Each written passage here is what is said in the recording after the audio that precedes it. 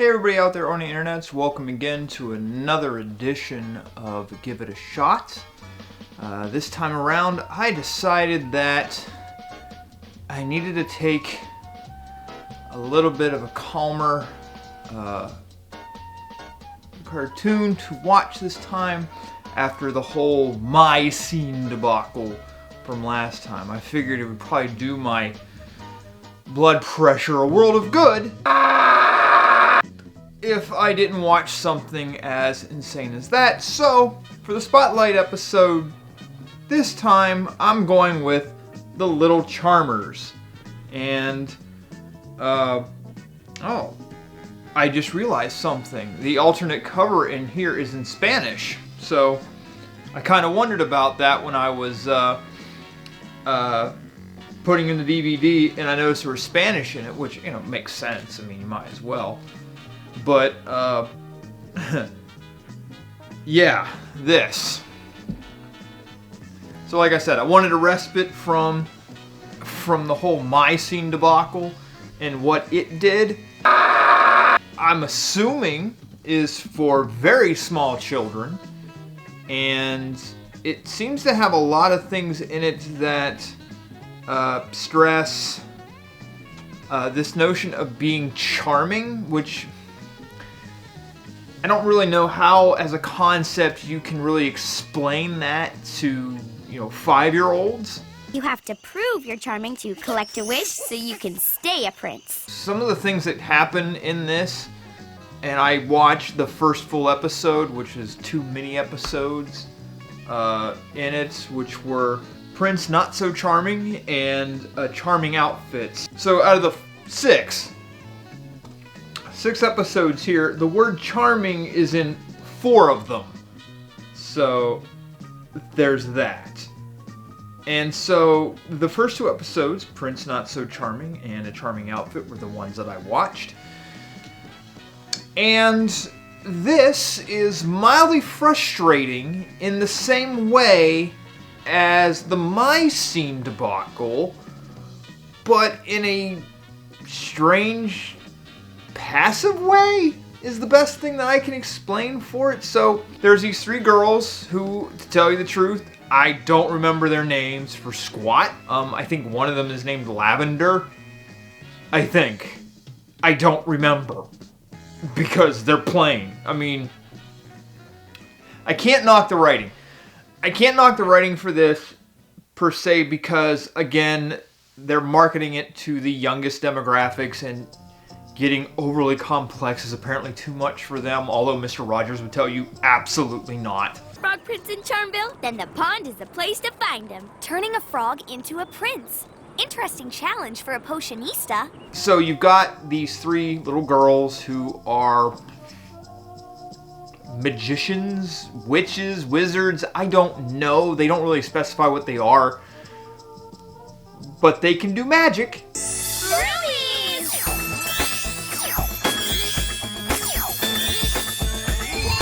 Take that as you will. And so, they, like the first one, we'll just go through the episodes, because I'm not going to start bashing on the animation too much until the end. Because, God, they remind me of bobbleheads.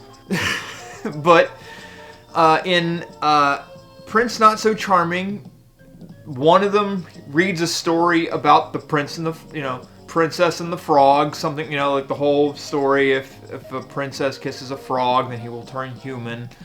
But it added a caveat I've never heard. Collect a wish so you can stay a prince. If he does something charming, he will get a wish for his troubles, or whatever. And, apparently this is, not just a story, it is also reality. Because, the next day after this girl reads the story, they go out and, look for a frog. If our enchanted prince will sing better than he croaks.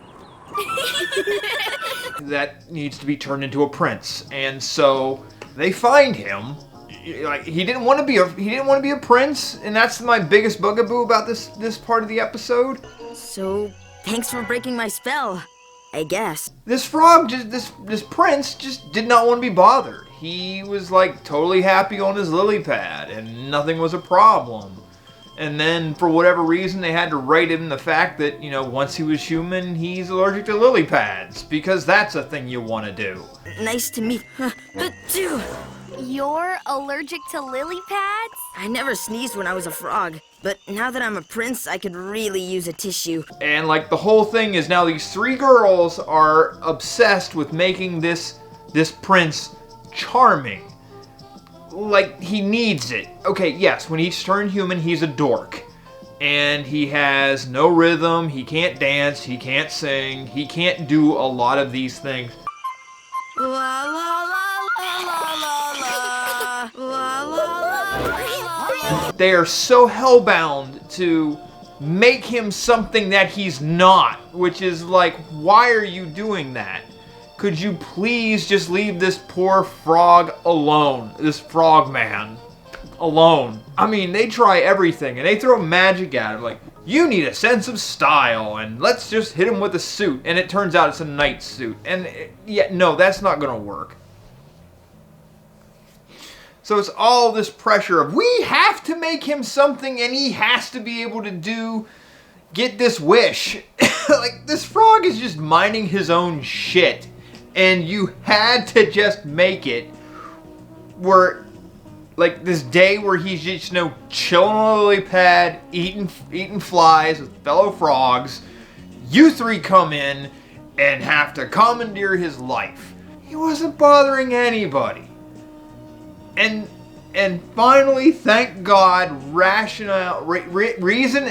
I'm turning into Porky Pig. Reason and rational thought comes in and he's like, you know what, I'm kind of happy being a frog, so let's not force this garbage. Hazel, it's okay. Truth is, I really miss being a frog. You do?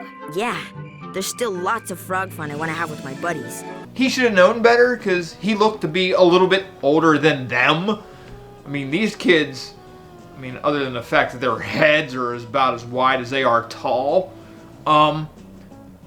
I mean, they look pretty young, and, you know, this poor kid has to, like, say, look, no. And the funny thing that made it so that, because he actually, in the end, became charming by this freak accident where, I guess the main one with the strawberry hair, looks like strawberry shortcake, which is another weird thing about this. She does look like strawberry shortcake. Gets turned into a frog by accident. And so he's like, look, if you're going to be a frog, you might as well enjoy it. Here's my favorite lily pad. Oh, since I am holding it, I'm going to sneeze a lot because that's how allergies work. And because of that, he is then, you're charming and now you have a wish. And so he does the natural thing. He wishes that she was normal again, which, you know, I guess, which I guess that her mother could have fixed, which... that's a whole nother kettle of fish that I'm going to explain here in the next episode because it's just like, what? So I guess it's a family thing. But I will say this. The interesting caveat that he throws into this is all of the male lineage apparently goes through this because he mentions that his father and grandfather were both defrogged. Not like my dad or granddad when they got unfrogged. They were charming with the capital, well, whatever letter charming starts with. Which I guess is a term I've just made up. So that's an interesting thing right in and of itself. Like, I would have pursued that, but again, small children, not really going to push it, except to push this poor kid to be something he's not, which is a theme that I see with these first 2 episodes. Peer pressure in this is astounding. And I'm going to illuminate some of that right now after I take this shot.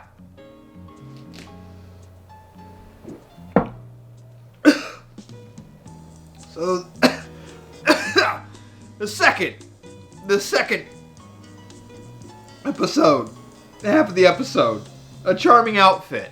It is all about this dress that the one character's mother gives her to use for picture day. And apparently this dress is enchanted. Like, whatever your inner beauty is will eventually come out. Well, of course, silly. This is the before version. Its magic hasn't been released yet. That's up to its wearer to do. Initially, the dress is just plain looking, and as you do, you want to jazz it up your way. But the girls try to do that. Everything just kind of falls flat. Like, every attempt to make the dress look better their way, whether it's adding, natural flourishes or anything like that, just sort of backfires. And it makes her miserable. Like, she just wants to make this dress look, stylize it herself, but for whatever reason, this dress just is so enchanted. No, you cannot make it happen any other way but through your natural beauty. So they tried all these things and it's not working. And the reason why she's even wearing it is because she said this would be a good idea to wear for picture day. Why is it that picture day is like this monumental thing? Everybody knows it's not. I don't care who you are, when you lived, everybody knows that picture day is supposedly this grand masterful thing which always ends up looking like failure. I guarantee you, when you graduate high school and you look at your photos from when you were a child, you will cringe super hard at all of your high school photos, your elementary school photos, all of them. Nobody looks good. They're like a half a notch above your driver's license photo. They're never good. It's what happens with this. It's like they're trying so hard to instill in you gotta look good for picture day. I am just so thankful my parents never invested the extra $1 or $2 for the laser background. Man, you want to look bad? That's the way to do it. Good old laser backgrounds. At first I was bummed out. I was like, I want that. And now I'm like, yeah, I'm glad you didn't do it. I'm happy with the traditional look. It's not as horrible. Plus, if you were wearing a mullet at the time, you'd look really bad. I don't know. I'd like to think that I know all of my school photos were terrible. My kindergarten photo, no lie, I don't have a picture of this available, but I'm missing my 4 front teeth because I got them kicked out, as you do as a child, in a swing accident. I'm not even going to go into those details, just know that it happened. And I was also suffering from pink eye. So I've got this big smile, my 4 front teeth are totally missing, and my eyes are red and bloated. I looked great. So, hands down, I don't know if anybody else can beat me. But I guess if I don't show that at some point, you're never going to believe me. So, I'll try my best to get a picture of it. But again, even at a young age, they're instilling this pressure to look good for pictures. And so they're trying everything to make this stupid dress look good. And even the mother told her, it's the natural beauty inside that'll do it. So basically this whole episode becomes a bit of the So basically this entire episode becomes all about self-esteem. And how if you feel good, the dress will look good. And as she goes about her day getting ready for picture day, it starts to happen. So she helps this little gnome, and she gets this gemstone from him. Her dress changes. She helps, she does some other things, and the dress changes. So, that's what makes her charming. That's what brings out the beauty of the dress. And then her friends show up and they're like, ooh, what happened? And then they hug, and it's like, oh, we discovered it, and then their dresses are automatically charming. Your dress, it's fixed. I know. Really? Oh my god. So, it just, I don't know. I am curious, although I think it is because I was looking at the DVD itself. It's not on here. But this is made... oh no, it's here. It's made here in part by Spin Master, so these had to be toys.